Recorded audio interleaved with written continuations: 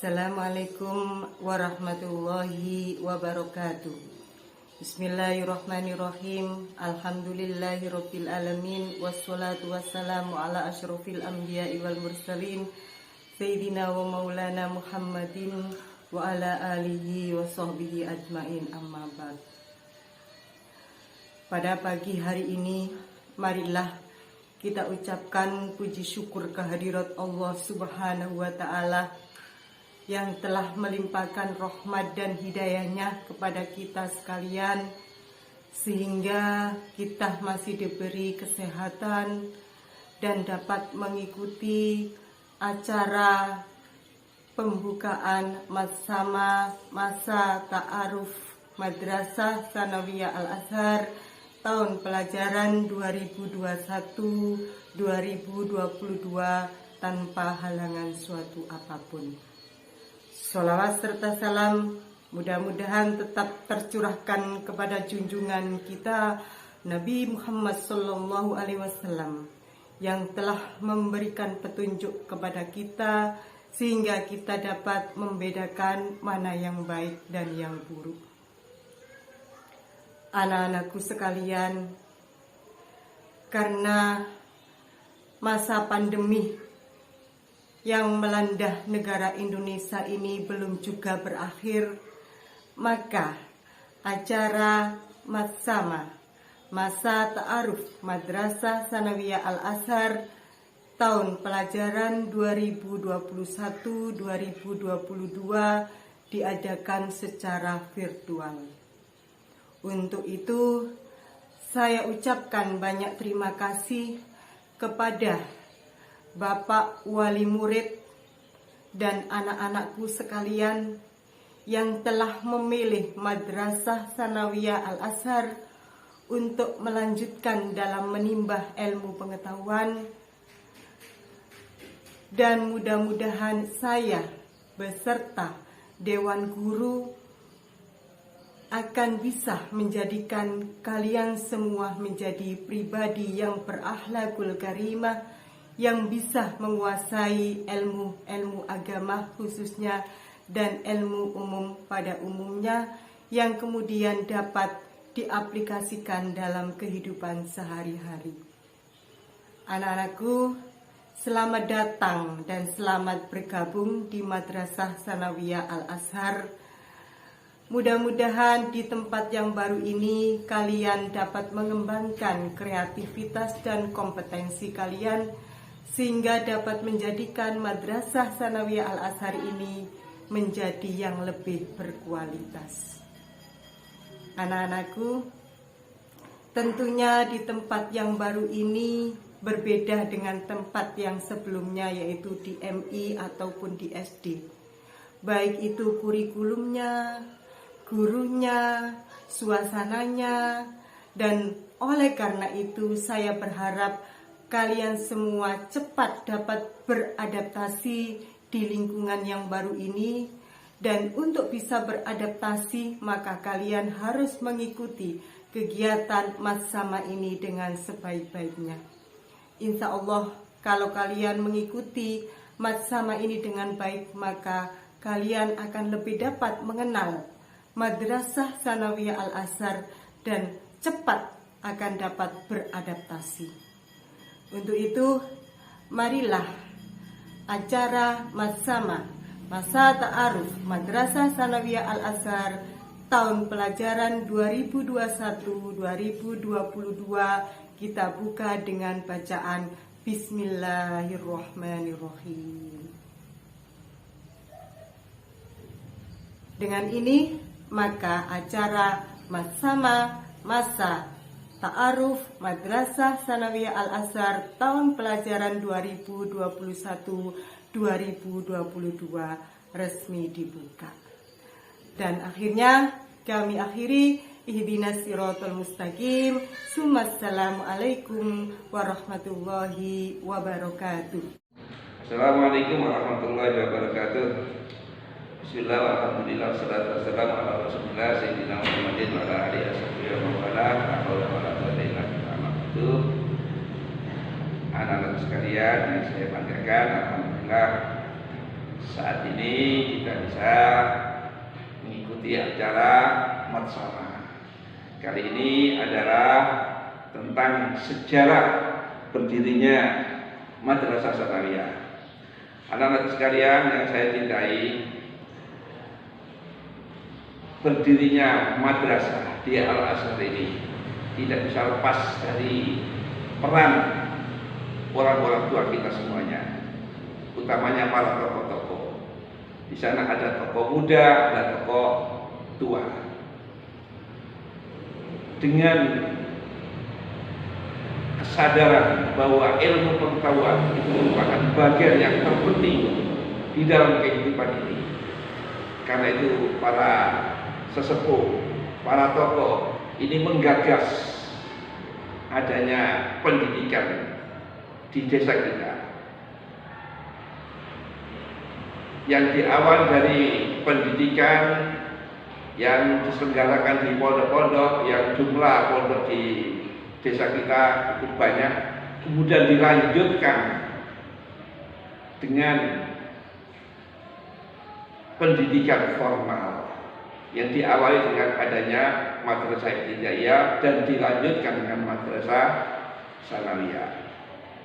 Keberadaan Madrasah Sanawiyah ini sebetulnya sudah ada sekitar tahun 65-an. Ini sudah ada anak-anakku. Tapi belum resmi Madrasah Sanawiyah namanya, tapi namanya Madrasah Mu'allimin. Mu'allimin itu artinya pengasuh atau guru. Jadi awalnya adalah madrasah untuk mendidik menjadi guru. Nah, sehubungan dengan perkembangan waktu, untuk pendidikan guru itu nanti harus di perguruan tinggi. Itu nama Mu'allimin akhirnya dihapus, tidak boleh. Untuk tingkat menengah ini hanya khusus dalam ilmu pengetahuan, untuk kependidikannya itu nanti harus di perguruan tinggi. Sehingga tahun 74 ini yang asalnya Mu'allimin dirubah menjadi Madrasah Sanawiyah. Mu'allimin waktu itu di madrasah di Desa Sumlego ini termasuk sekolah yang tertua. Bahkan ada yang mengatakan Mu'allimin di Legowo itu lebih dahulu daripada yang di Komarudin, di Asaada. Sehingga yang sekolah di sini itu tidak hanya dari Legowo saja waktu itu. Ya, ada dari Abid, ada dari Mengarik, ada dari Indro, dan banyak. Itulah madrasah di Mu'allimin di Legowo itu. Akhirnya berkembang menjadi Madrasah Sanawiyah, yaitu diawali tahun 74 karena ketentuan dari pemerintah sepanjang itu. Nah, alhamdulillah perkembangan Madrasah Sanawiyah dari tahun ke tahun ini semakin hari semakin bagus, sehingga prestasinya pun juga semakin hari semakin bagus. Banyak yang lulusan dari Madrasah Sanawiyah itu yang berperan aktif di pemerintahan desa, di kemasyarakatan desa, bahkan di kecamatan, bahkan juga di kabupaten dan di provinsi. Inilah ya prestasi-prestasi yang bisa dilahirkan dari Madrasah Sanawiyah. Itu saja yang perlu saya sampaikan, dan semoga ini bermanfaat. Amin. Assalamualaikum warahmatullahi wabarakatuh. Assalamualaikum warahmatullahi wabarakatuh. Alhamdulillahirabbil alamin. Assalatu wassalamu ala asyrafil anbiya'i wal mursalin, sayyidina wa habibina wa syafi'ina wa qurrati a'yunina wa maulana Muhammadin wa ala alihi wa sahbihi ajmain.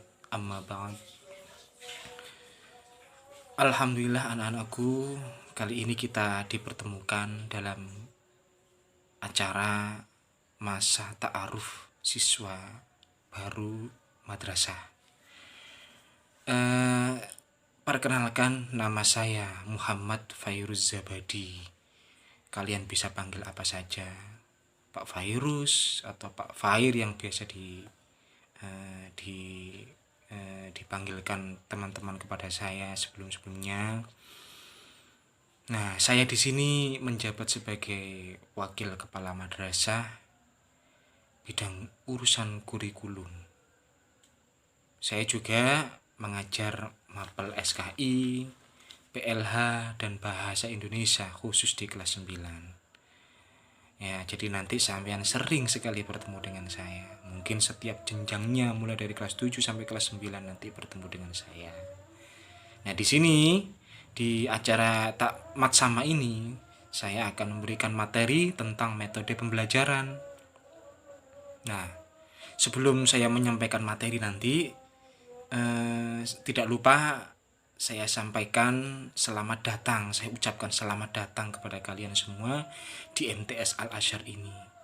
Mudah-mudahan dengan masuknya kalian di MTS Al-Azhar ini menjadikan kalian menjadi pribadi yang lebih baik, lebih dewasa, dan lebih segala-galanya. Amin, Allahumma amin.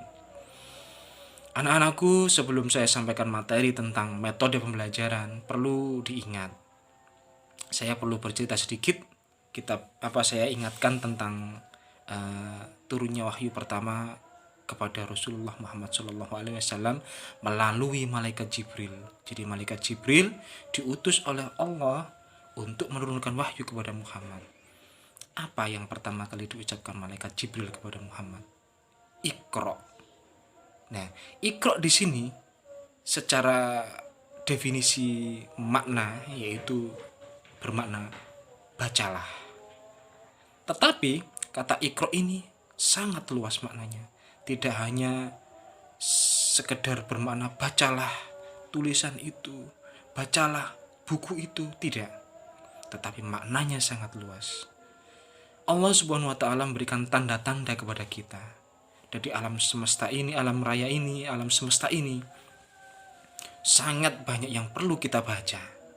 Mulai dari angkasa, segala macam benda di bumi ini, segala sesuatu yang kita lihat, kita rasakan, itu wajib kita baca. Artinya, kita hidup di dunia ini tidak hanya sekedar hidup, makan, tidur, tidak. Tetapi kita dituntut untuk membaca. Nah, ini rentetannya kepada ilmu pengetahuan. Jadi Allah memerintahkan kita supaya berpengetahuan.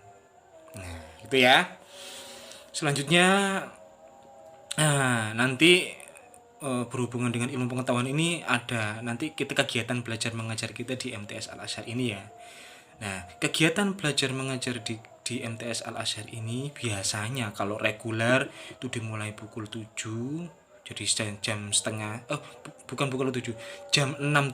dimulai dari sholat duha dulu di musola, kemudian berakhir pada pukul 12.30 berakhir di musola juga. Jadi nanti biasanya ada jamaah di jamaah duhur bersama. Nah, karena ini masa pandemi, maka kita kembali dituntut untuk belajar di rumah lagi. Nah, apa daya, itu peraturan yang harus kita lakukan. Jadi mau tidak mau kita harus mengikutinya, gitu ya. Nah, belajar di masa pandemi ini ada macam-macam anak-anak. Ada beberapa metode. Yang pertama metode daring, kemudian metode luring, dan yang ketiga memadukan kedua metode tersebut yaitu daring dan luring. Nah, saya perlu jelaskan sedikit metode tersebut. Metode ini ada ketika masa pandemi. Nah, ada yang bilang, Pak, nggak enak Pak pakai metode itu Pak, gak lapo-lapo, wis gak na sekolahan, gak kumpul konco, no omat tok. Nah, sebenarnya kalau kita bisa memanfaatkan hal tersebut justru akan menjadikan sesuatu yang positif. Intinya, kalau kita bisa memanfaatkan daring belajar di rumah, tentu akan menjadikan sesuatu yang positif. Justru literasi kita bacaan kita akan semakin banyak. Kita bisa berinovasi, berinisiatif untuk mencari informasi sendiri, tidak hanya jaga no guru di sekolah, gitu kan? Nah, sebenarnya apa sih metode daring ini? Metode daring ini adalah metode dalam jaringan. Jadi, pembelajaran kita itu dilakukan dalam jaringan. Artinya menggunakan internet, fasilitas internet. Nah, karena kita nggak tatap muka langsung, saya di sekolah atau saya di rumah, sampean juga di rumah, maka satu-satunya jalan yaitu menggunakan internet sebagai fasilitas belajar kita. Nah, metode daring ini memungkinkan kita berinteraksi di dalam aplikasi-aplikasi yang disediakan oleh internet, baik itu WA, Google Class, Google Classroom, Google Form dan lain sebagainya itu. Ya, itu tergantung guru-guru yang menggunakan aplikasi apa, gitu ya. Itu metode daring. Lah, metode daring kelebihannya apa? Sebenarnya banyak kelebihannya. Cuma yang ingin saya sampaikan di sini hanya beberapa. Metode daring itu kelebihannya anak bisa berinisiatif untuk mencari informasi sendiri. Coba ketika kalian ada tugas disuruh salah satu guru mencari informasi, sampean pasti punya inisiatif sendiri mencari lewat Google. Pertama paling mudah, kalau lewat Google nggak ketemu, tanya sama sama orang tuanya, tanya sama kakaknya dan lain sebagainya. Itu kan berarti sampean punya inisiatif sendiri untuk mencari informasi, gitu kan? Nah, mungkin cara lain bisa membuka buku sendiri mencari informasi. Coba kalau sampean di kelas mungkin ya inisiatifnya nggak setinggi itu. Nah, itu kelebihannya. Nah, kalau kita bisa memanfaatkan kelebihan belajar daring tersebut, pasti literasi kita akan semakin banyak. Pasti kita akan lebih dipacu untuk suka membaca di rumah, suka mencari informasi di rumah, gitu kan? Nah, itu bagus metode daring itu sebenarnya kalau kita bisa memanfaatkan. Sekali lagi tergantung personalnya atau individunya, gitu ya. Kemudian yang kedua, metode luring. Metode luring itu di luar jaringan ya. Di luar jaringan itu bisa tatap muka, nanti bisa dibagi. Yang awalnya itu 100% dikurangi menjadi 50%, sehingga memungkinkan nanti kita bisa menjaga prokes, gitu ya. Itu metode luring. Nah, anak-anak, saya tidak bisa lama-lama ya, jadi ini saya sampaikan sedikit-sedikit, jadi materinya saya sampaikan sedikit-sedikit. Terus kemudian metode yang memadukan keduanya antara daring dan luring. Jadi nanti biasanya ada dibagi. Mungkin 1 minggu kita menggunakan metode daring, minggunya lagi kita bisa menggunakan metode luring. Nah, itu tergantung sekolah yang melaksanakan, dan itu juga berdasarkan regulasi. Kalau kita diperkenankan untuk luring ya kita laksanakan luring. Jadi itu ada regulasi dari pemerintah juga harus kita taati, gitu ya anak-anak ya. Jadi enggak serta-merta kita sauruke awak dhewe melaksanakan metode itu, enggak, tapi juga didasarkan regulasi yang ditetapkan pemerintah. Itu secara saya jelaskan 3 metode tadi ketika kita belajar di masa pandemi ini. Nah, kemudian saya akan menjelaskan lagi tentang metode pembelajaran secara umum. Nah, ini secara umum yang biasa kita lakukan kalau tidak tidak dalam masa pandemi, gitu ya. Nah, ini secara umum. Nah, apa saja metode pembelajaran secara umum? Yang pertama, metode ceramah. Kalau sampean masuk kelas, kemudian ada guru masuk menerangkan secara langsung di depan sampean, itu namanya metode ceramah ya. Nah, apa ya, ada kelebihannya, ada kekurangannya. Kelebihannya anak itu lebih fokus ya. Jadi anak-anak itu dituntut lebih fokus untuk mendengarkan apa yang disampaikan oleh gurunya. Tapi kekurangannya cenderung membosankan, gitu ya. Karena anak-anak biasanya ngantuk ya, tapi tergantung, sekali lagi tergantung kepada anaknya. Kalau anaknya mau fokus ya pasti tidak membosankan ya. Jadi itu informasi itu bisa didapatkan dari mana saja ya. Yang kedua selain metode ceramah, metode diskusi. Jadi nanti sama di MTS itu pasti akan sering dilibatkan dalam kegiatan-kegiatan diskusi. Apalagi materinya berhubungan dengan sesuatu yang harus dipelajari bersama-sama, dibicarakan sama teman. Contohnya IPA, bahasa Indonesia itu sering sekali diskusi. Ya. Nah, itu sering diskusi itu. Nah, diskusi itu apa kekurangan dan kelebihannya? Kekurangannya anak itu ono sing pinter, ono sing gak spiro iso ngomong. Lah itu biasanya yang pinter ngomong terus nggak bisa dikalahkan biasanya, tapi mudah-mudahan tidak terjadi seperti itu. Nah, kelebihannya sekali lagi, kalau anak-anak dilaksanakan metode diskusi, pasti anak-anak punya inisiatif sendiri untuk mencari informasi, mencari jalan keluar masalah yang sedang didiskusikan tersebut. Dua ya.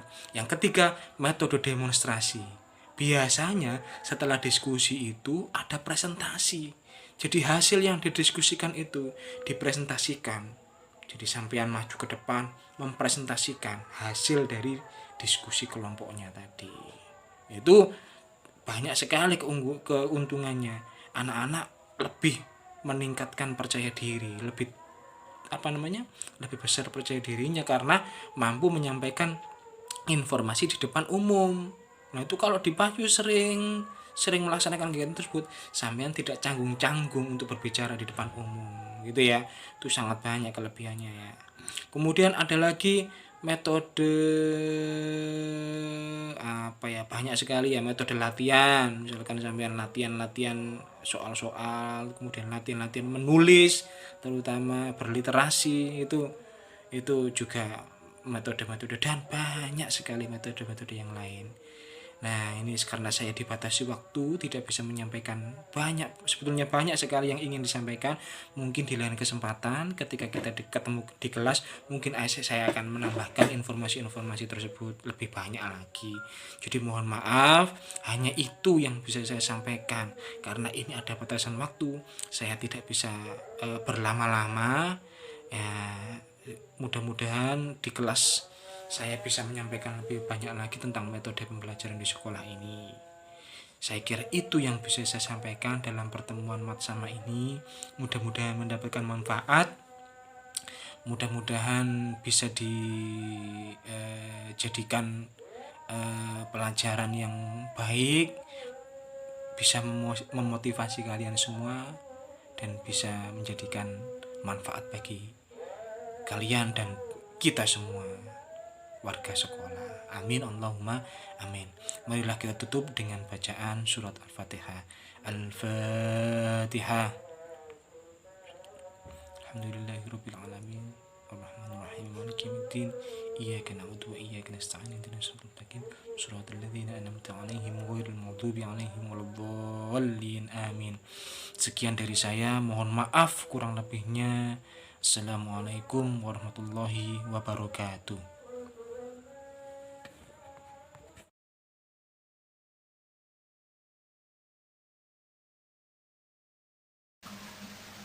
Assalamualaikum warahmatullahi wabarakatuh.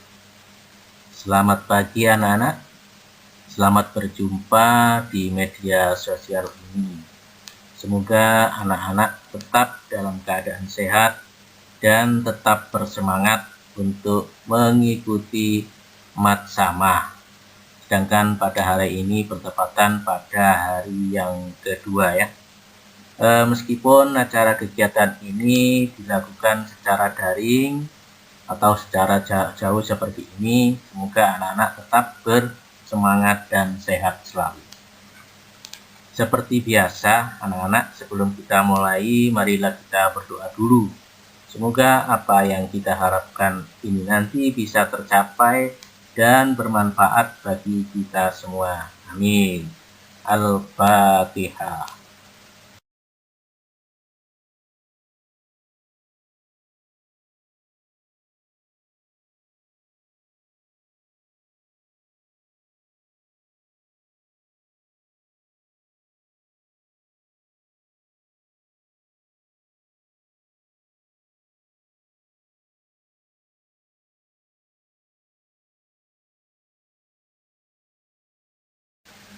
Anak-anakku yang saya cintai, selepas masa pendidikan dasar yang kalian tempuh kemarin, tentu anak-anak akan melangkah atau melanjutkan pendidikan ke jenjang pendidikan selanjutnya, yaitu sekolah menengah pertama atau yang sederajat.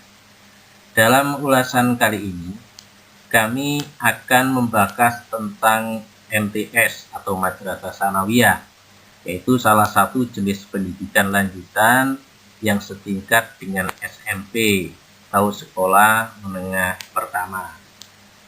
Seperti apa sih sebenarnya kelebihan Madrasah Tsanawiyah itu, khususnya Madrasah Tsanawiyah Al-Azhar ini, sehingga kamu dapat memilih untuk tepat menimba ilmu.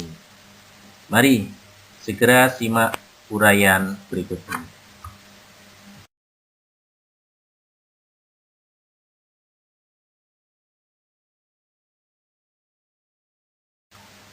Anak-anakku semua, setiap sekolah tentu memiliki visi dan misi yang hampir sama, yakni apa? Memajukan pendidikan anak bangsa. Bedanya, SMP memiliki kurikulum yang berbasis iptek, sedangkan MTS itu memiliki kurikulum berbasis imtak. Nah, apakah berbeda? Ya, tentu saja sangat berbeda. Namun segala pilihan itu tergantung pada anak-anak, ya.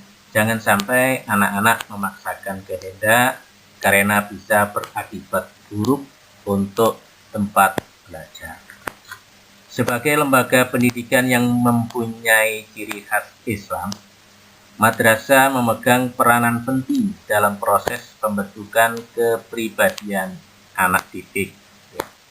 Karena melalui pendidikan madrasah inilah para orang tua berharap agar anak-anaknya memilih dua kemampuan sekaligus.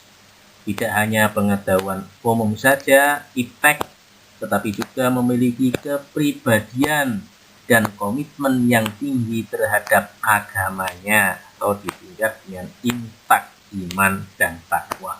Oleh sebab itu, jika kita memahami benar harapan orang tua, maka sebenarnya madrasah lah yang memiliki prospek yang cerah. Karena madrasah memiliki dua kemampuan sekaligus, yaitu iptek dan imtak.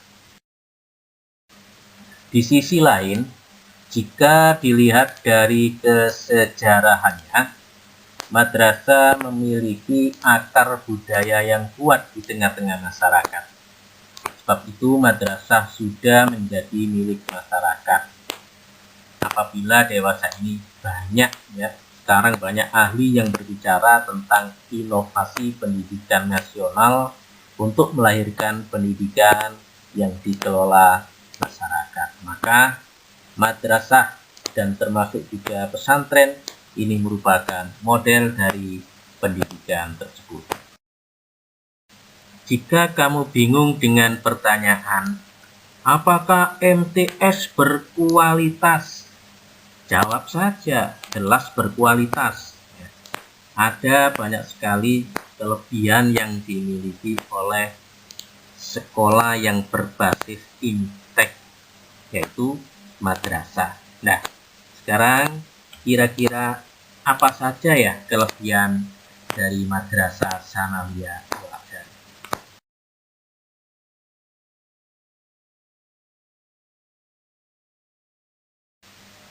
Di antara kelebihan Madrasah Tsanawiyah Al-Azhar adalah 1.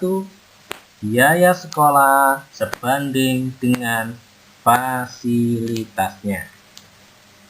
Siapa bilang masuk MTS itu mahal?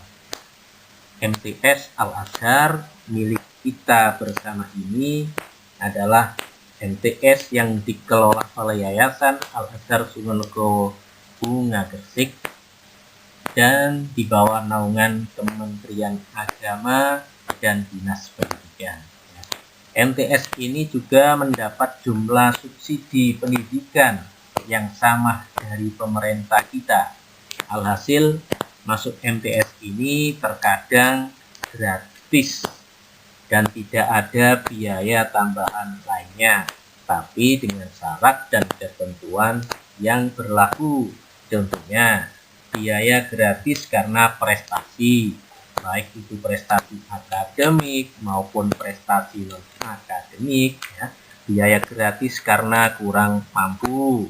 Ini persyaratannya harus meminta surat keterangan tidak mampu dari kepala desa. Ada lagi, dan biaya gratis bagi anak yatim yang di bawah naungan Yayasan Ihmal Sumerkowo. Ya. Anak-anak, MTS Al-Azhar ini adalah sekolah swasta yang memiliki fasilitas pendidikan yang bisa dikatakan mumpuni dalam mengasah bakat dan skill peserta didik. Dengan sarana dan prasarana yang memadai, maka peserta didik nanti dapat mengembangkan kemampuan belajarnya dengan baik.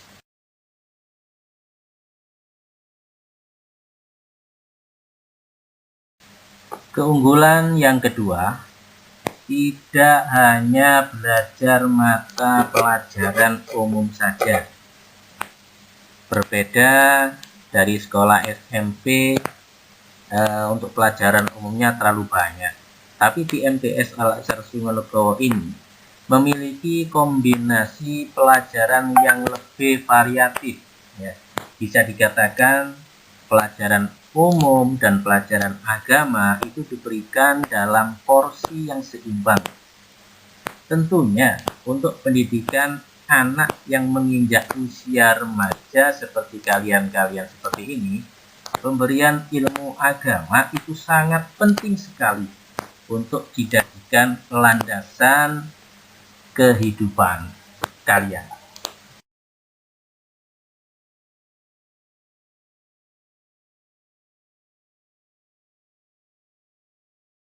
Kelebihan berikutnya adalah sistem pembelajaran lebih khusus.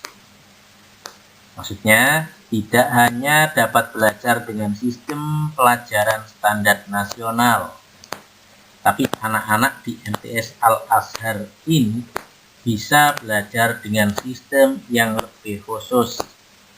Tentunya, semua peraturan dan larangan yang diberikan di MTS ini memiliki tujuan yang baik untuk mengatur masa depan anak.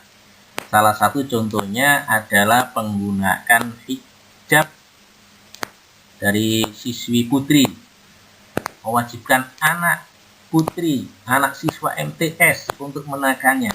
Maka sekolah ini sudah termasuk turut andil dalam menjaga siswinya.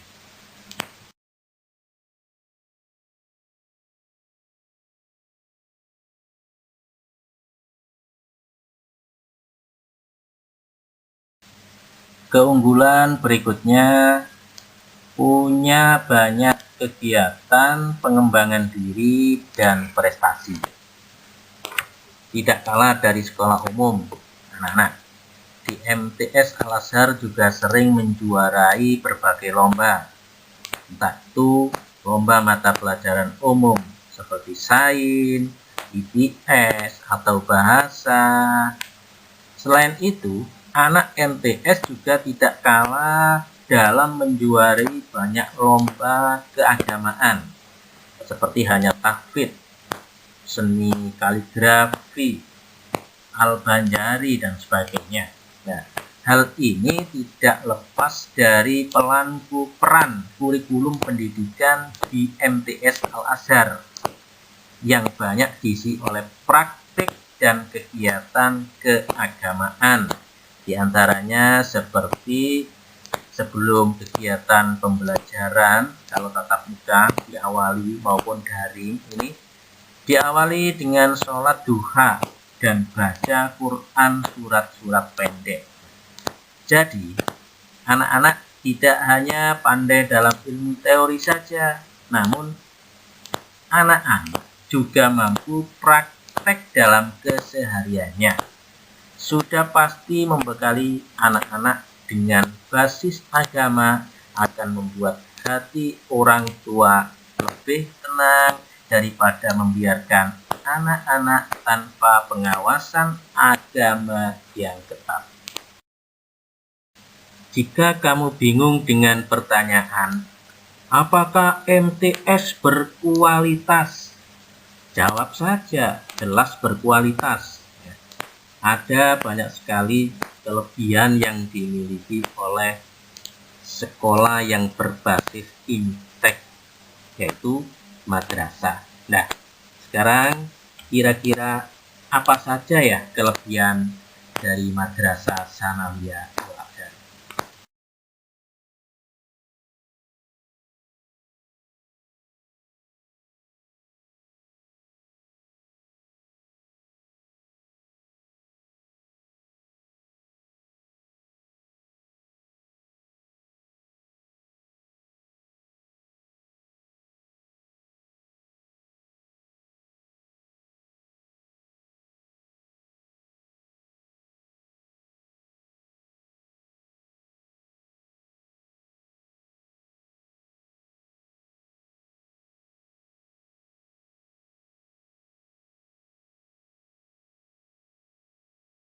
Anak-anakku semua yang saya cintai, demikianlah uraian singkat tentang keunggulan dan prospek lulusan Madrasah Tsanawiyah, khususnya di Madrasah Tsanawiyah Al-Azhar ini.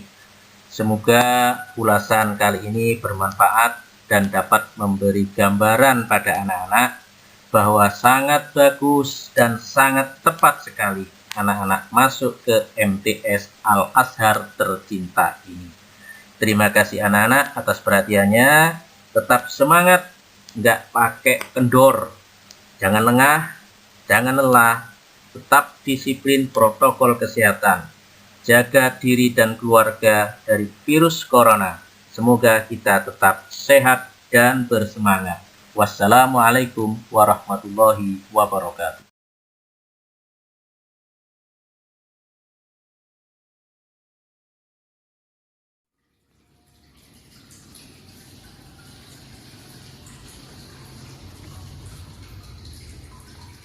Hai, Assalamualaikum warahmatullahi wabarakatuh. Perkenalkan, nama saya Kira Iwan. Apa kabarnya anak-anak? Kali ini materi yang disampaikan adalah tentang karakter moderasi beragama dan berkebangsaan.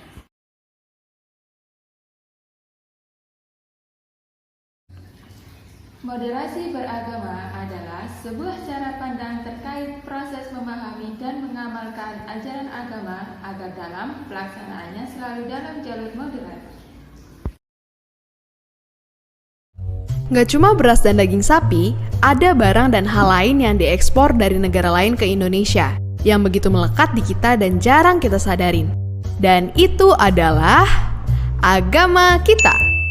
Sebagian kepercayaan yang kita anut ini masuk secara berkala di rentang sejarah Indonesia. Agama Hindu dan Buddha dibawa sama orang India. Agama Islam disebarkan oleh orang Gujarat dan Persia. Agama Kristen Protestan dan Katolik nyusul bareng orang Portugis dan Belanda. Dan orang Tiongkok pun ikut ngebawa Konghucu ke Nusantara. Indonesia memiliki berbagai umat beragama yang mayoritasnya adalah beragama Islam. Dengan semboyan Bhinneka Tunggal Ika, Indonesia membuktikan bahwa walaupun kita berbeda, tetapi kita tetap satu. Kehidupan umat beragama di Indonesia.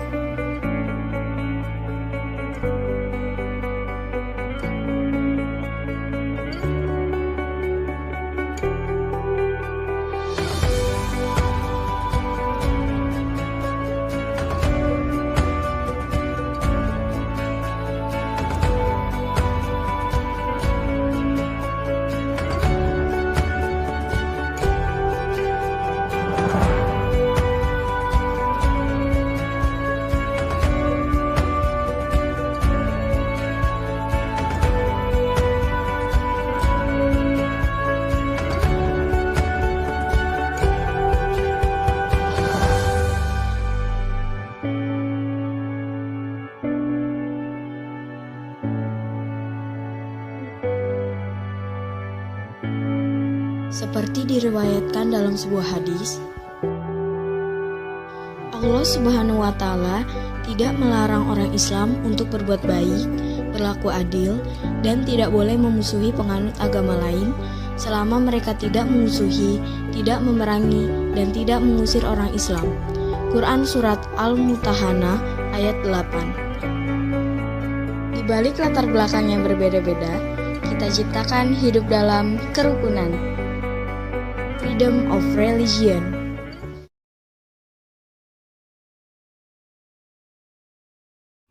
Diskriminasi adalah sikap membedakan secara sengaja terhadap golongan yang berhubungan dengan kepentingan tertentu. Pembedaan tersebut biasanya didasarkan pada agama, etnis, suku, dan ras. Sebagai orang Indonesia, kita sering membanggakan betapa beragamnya negeri ini. Itulah juga kenapa kita diharusin jaga kerukunan biar keragaman ini nggak bikin berantem. Sampai-sampai banyak yang ngelarang untuk membahas SARA. Apa sih SARA ini? Kenapa kasusnya bisa berbuntut panjang dan bikin orang perang? Pendeknya, SARA adalah singkatan dari 4 kata ini. Keempat hal tersebut amat beragam di Indonesia. Sayangnya, keragaman suku, agama, ras, dan antar golongan yang harusnya jadi kebanggaan Indonesia malah kadang dipakai buat saling menghina. Makanya saat bahas tentang SARA, orang bisa jadi sensitif. Padahal bahas SARA itu wajar-wajar aja dan malah penting buat kita bisa ngakuin dan nerima perbedaan. Jadi, kenapa sih kita... Di mata dunia, Indonesia dikenal luas akan keanekaragamannya. Beragam suku bangsa, budaya, agama, ras, dan bahasa saling berbaur jadi satu. Persatuan di tengah perbedaan inilah yang menjadi ciri khas bangsa Indonesia sejak dulu. Berbagai konflik internal pun muncul, dan hal tersebut lantas memicu terjadinya pergesekan antara kelompok mayoritas kepada minoritas. Sikap merasa paling benar dan main hakim sendiri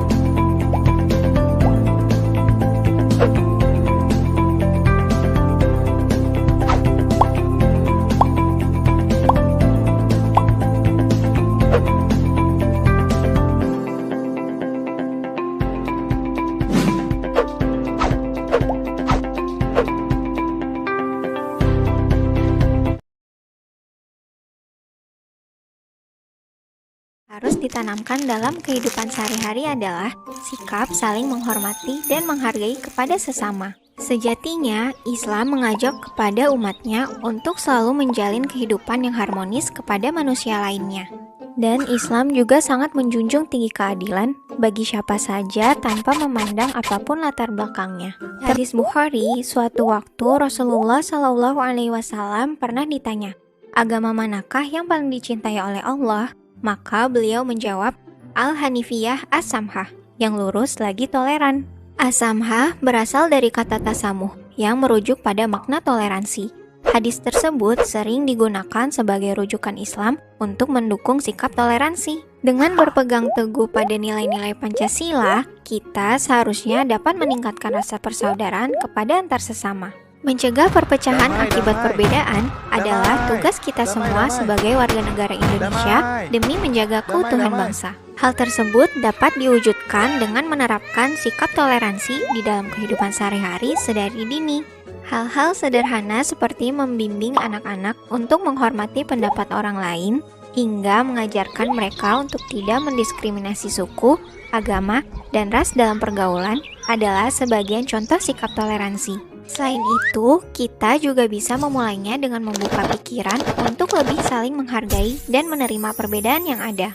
Bukankah manusia itu diciptakan berbeda-beda dengan segala keunikannya? Terlebih di Indonesia memiliki beragam suku, adat, dan ras yang heterogen. Maka sudah saatnya kita bersatu padu tanpa sekat. Sekian materi yang dapat saya sampaikan pada pertemuan kali ini. Tetap fokus, semangat, dan juga jaga kesehatan. Jangan lupa mengenakan masker jika kita ingin keluar rumah dan bepergian.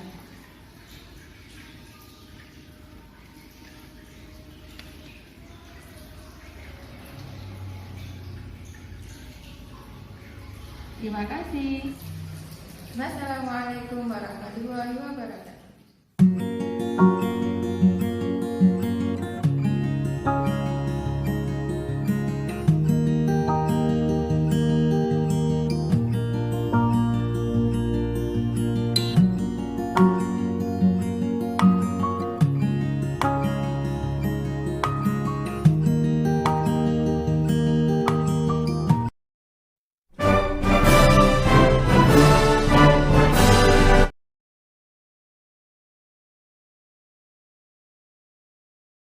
Assalamualaikum warahmatullahi wabarakatuh. Apa kabar anak-anak? Perkenalkan, saya Bu Nikmatus Zunaidah. Kegiatan hari ini adalah lomba video TikTok kreatif dengan tema cara memakai masker yang baik dan benar. Ketentuan lombanya adalah 1. Durasi maksimal 1 menit, nggak boleh lama-lama ya. Kemudian yang kedua, kreativitas dalam gerakan dan juga lagunya. Terserah kalian ingin menggunakan lagu apapun, yang penting videonya asik ya. Kemudian yang ketiga, penyampaian informasinya harus jelas. Nah, videonya dikirim terakhir hari Rabu jam 12 tepat. Ditunggu bunyi ya. Assalamualaikum warahmatullahi wabarakatuh. Perhatikan contoh berikut ya. Terjadi paruh kau kandas, kau bawa dia sudah biar kau puas. Tarik ses, mangga. Mantap, jujur Sasu bilang kalau dia yang katakan susah, ada yang mati gila. 1, 2, 3, come on!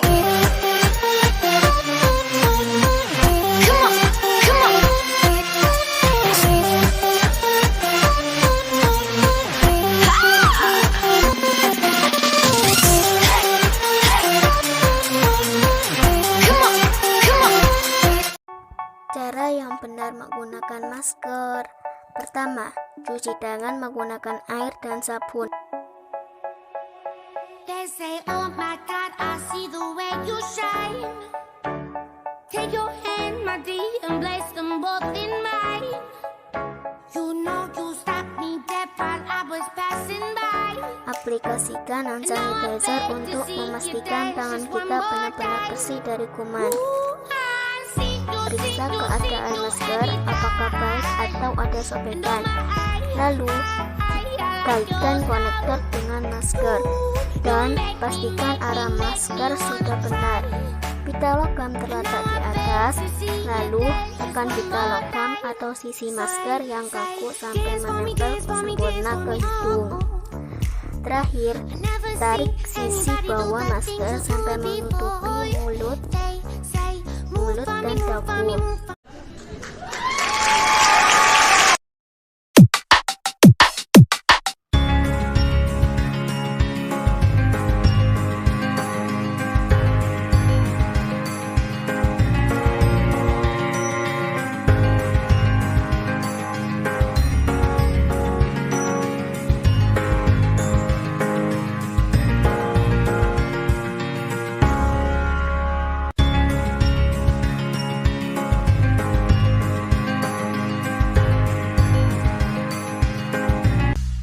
Veio pro baile de shortinho pra exibir o bum bum bum bum bum bum. O baile de shortinho pra exibir o